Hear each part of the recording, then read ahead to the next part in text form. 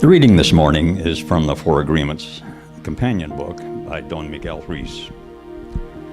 Thousands of years ago, the Toltec created three masteries to guide us out of suffering and return us to our true nature: happiness, freedom, and love. The Toltec encouraged us to see ourselves with truth. The first mastery, the mastery of awareness, is the first step toward personal freedom, because we cannot be free if we don't know what we are, where we are, or what kind of freedom we're looking for. The second Toltec mastery, the mastery of transformation, shows us how to change the dream of our life.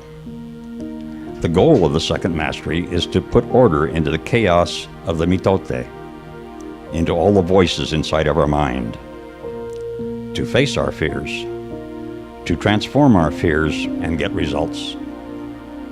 The result we want is the freedom to live our own life instead of the life based on the belief system to which we've become accustomed. The third mastery is the mastery of love, or the mastery of intent. From the Toltec point of view, love or intent is that part of life that makes the transformation of energy possible. It is life itself. It is unconditional love. When all three masteries are accomplished, we reclaim our divinity and become one with God. Then every action we take is an expression of the one being. What I want to know is, I want you to think about is, what comes to your mind when you think about freedom? The definition is actually the power or the right to act, speak, and think as one wants, without hindrance and without restraint. So, do you think freedom looks like a voter's ballot? Or do you think freedom looks like somebody walking out of prison? Do you see freedom as being able to buy anything you want whenever you want? Or the idea that you don't owe anybody anything? I mean, how do you see freedom? It's such a big word, isn't it? It's important, though, how we define freedom so we know what it is we're trying to attain, where we're trying to get. The Four Agreements teaches us about personal freedom.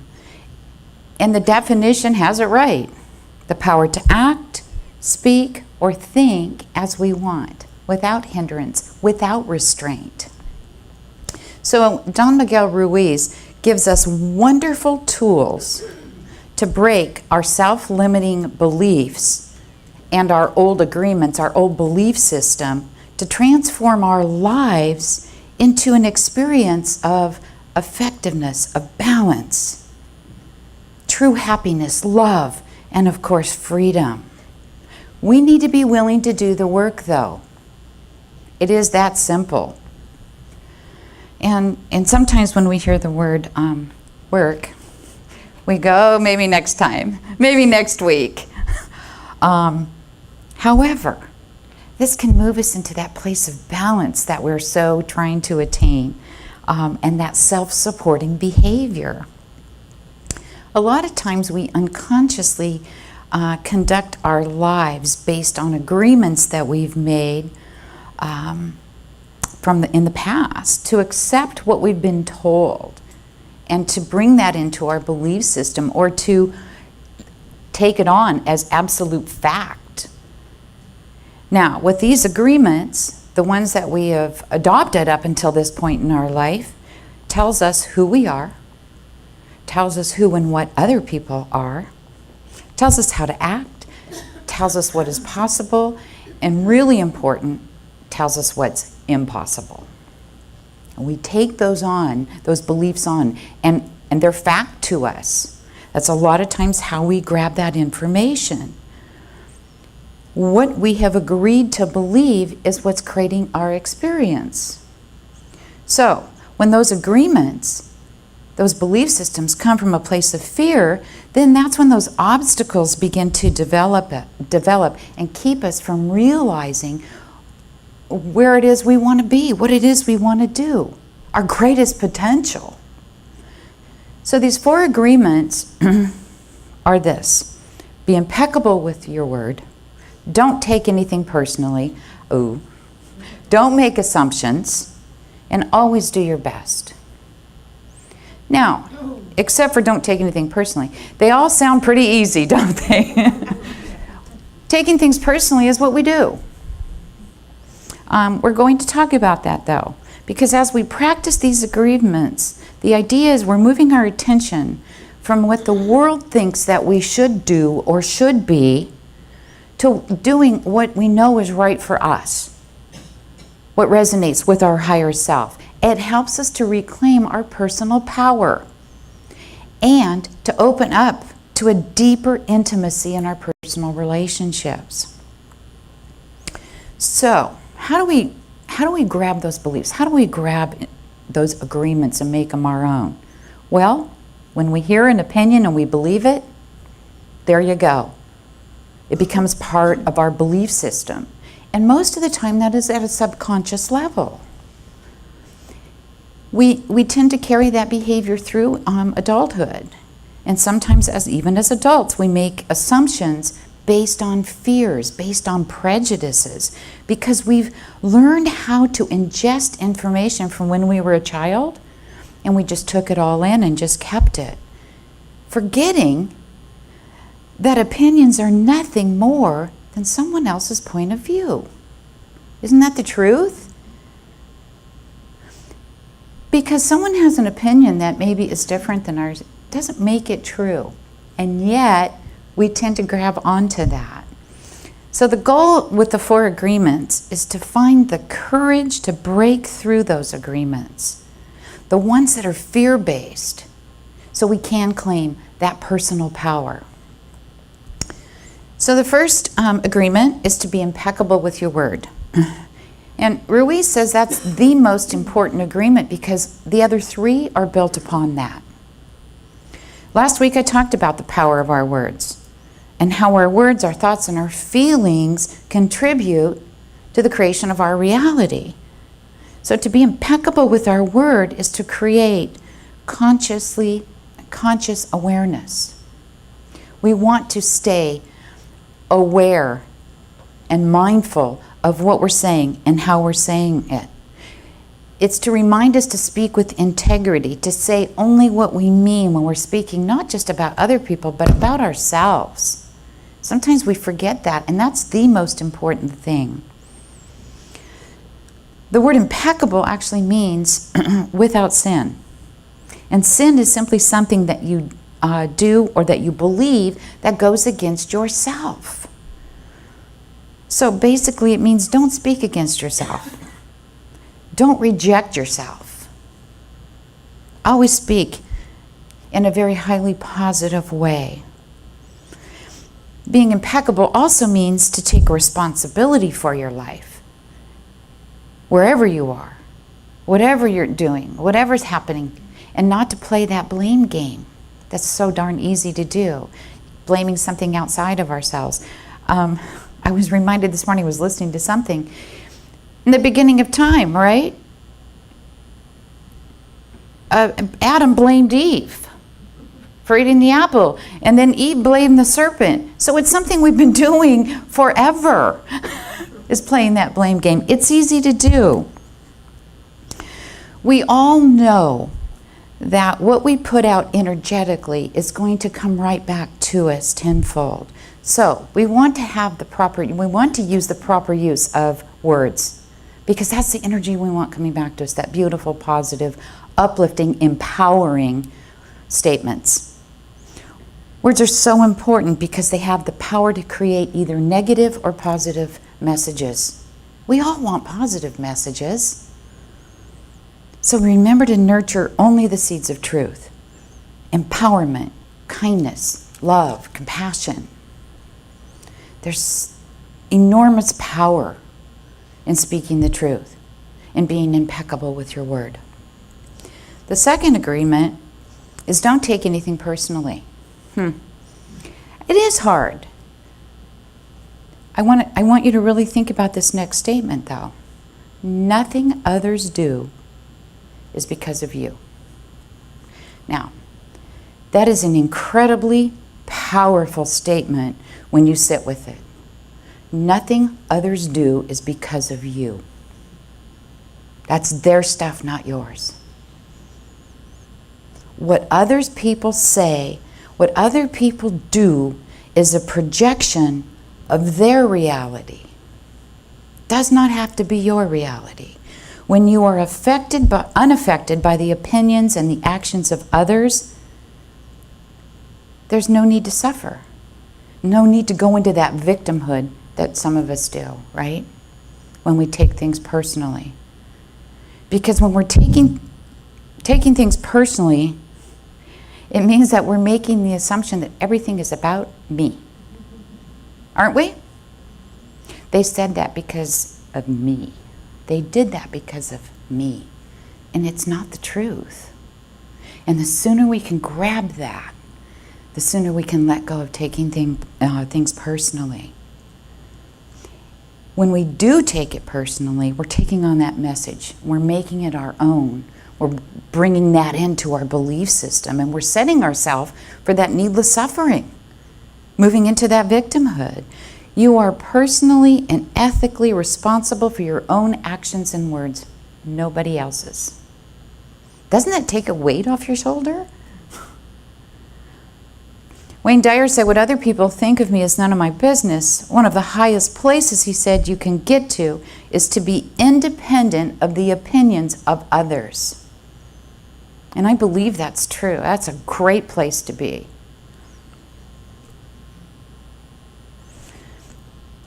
We take things personally when we agree with what other people have said.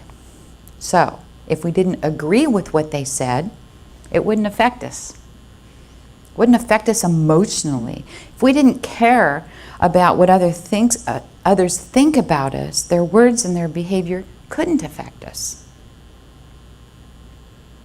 So it's important to remember that other people's reactions and opinions are simply other people's reactions and opinions. It is that simple. They're having their own experience, and none of it has anything to do with you. When we're triggered, though, by someone or they push our buttons, you know what that's about? A wounded place in us. It's not theirs, that's ours. And that gives us the opportunity to be aware of that emotional wound that we're carrying around with us. And we can be grateful that they've exposed it for us. It might take a minute to be grateful for that, but we can be. And then we take responsibility for our own healing. When somebody gives us wanted or even unwanted feedback about ourselves, it's really important to remember that nobody's opinions are truly objective. They can't be. We all have our biases. We all have filters through which we view the world. Robert Sawyer wrote this, learning to ignore things is one of the greatest paths to inner peace. And I want to add to that it's a great path to personal freedom as well. When we don't allow other people's thoughts, opinions, suggestions to dictate who we are and how to move through our life. The third agreement is don't make assumptions. That's difficult, isn't it? Because our minds have this need to know. When we don't know, we make assumptions. They make us feel safer than not knowing. And here's the truth, though. To imagine that you know what someone else is thinking is an assumption. To imagine that you can know what someone else is feeling, it's an assumption. To have expectations of somebody, that's also an assumption. And in making assumptions, we're creating our reality without respect for their truth or for their experience, forgetting that our beliefs are just our point of view. based on our belief system and personal experiences. They have absolutely nothing to do with what other people think or what other people feel. So before you make an assumption, I want you to try this really wild idea. Ask. Right? Keep the communication open. That's how we understand. That's how we know. Instead of just making it up from our own point of view. The best way to avoid assumption is simply to ask. It takes courage to trust the person, to trust the present moment and the way that it's showing up. It takes courage to allow people to be who they are, to let life fold according to whatever's planned, and to be with it. And it avoids a great deal of misunderstandings and hurt feelings when we're open with our communication and we just ask. So find the courage to ask questions, to express what it is you really do want, and communicate with others very clearly so you can avoid those misunderstandings, so you can avoid that drama. The biggest problem with making assumptions is that we believe they're true. And then we share them. And then it turns into gossip, right? We know that cycle. Much of the drama that we've experienced throughout our life very likely was rooted in those assumptions. And making assumptions and then taking them personally. We assume others think, feel, and judge the same way we do. And it's not true. And by the way, judging a person doesn't define who they are. It defines who we are. If you can't help making assumptions, if it's just something that's in your blood, then assume everyone is operating with really great intentions until something else tells you otherwise. Why not? And the fourth agreement is to always do your best. The good news here is, if you're always doing your best, you won't have time to fret over failure, because there is none. When you do your best, you can at any given, you do your best at any given moment. When you do that, you have no regrets. Now, some days, your best isn't as good as other days. And that's okay. As long as you put that honest effort into life, you have nothing to be ashamed of. Because there's no need to beat yourself up over what you may have thought was a less than stellar performance or event or whatever. Not if you're doing your best at that particular moment. Everything is alive. Everything is always changing. And so sometimes your best is going to be at a really high level, and other times not so much. That's life. That's being human. Your best changes if you're not feeling so well. Your best changes when you're feeling great. Not so much when you're tired, but great when you're well rested. Things shift and they change. Here's the truth. You are always a perfectly divine being. Always. And we can extend to ourselves and to others compassion for our humanness, for our reverence for divinity. There is absolutely no value, none, in judging ourselves.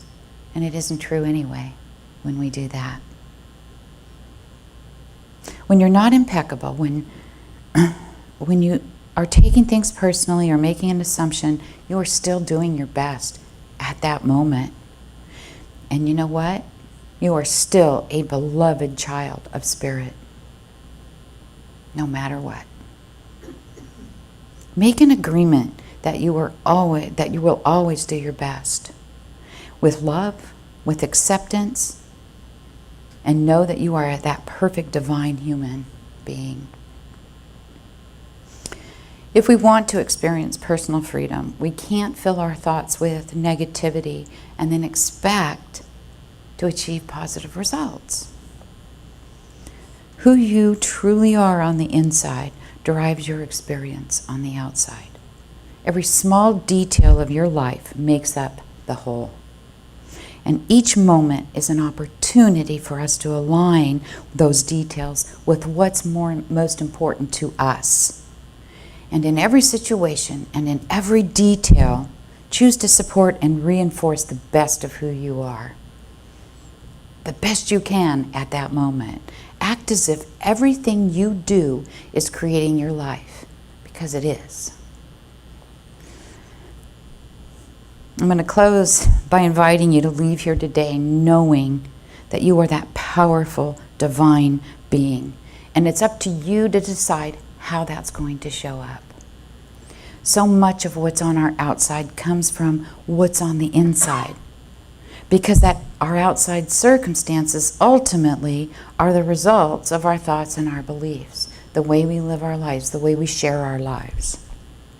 So I'm going to share a very short story with you about a pencil maker. Yes, that sounds odd. So this pencil maker told the pencil 5 important lessons just before putting it in the box. 1, everything you do will always leave a mark. 2, you can always correct the mistakes you make. 3rd, what is important is what is inside of you. And the 4th, in life, you will undergo painful sharpenings. It'll only make you better. And the 5th, to be the best pencil, you must allow yourself to be held and guided by the hand that holds you. We all get to go through life with challenges and with trials. It helps us to get sharpened. Be patient, be loving with yourself. This isn't about perfection based on old beliefs of yours or somebody else's. This is about the process. And just know you are exactly the same as that pencil, because the most important part of who you are is truly on the inside. Thank you so much for being here while I shared this truth as I understand it.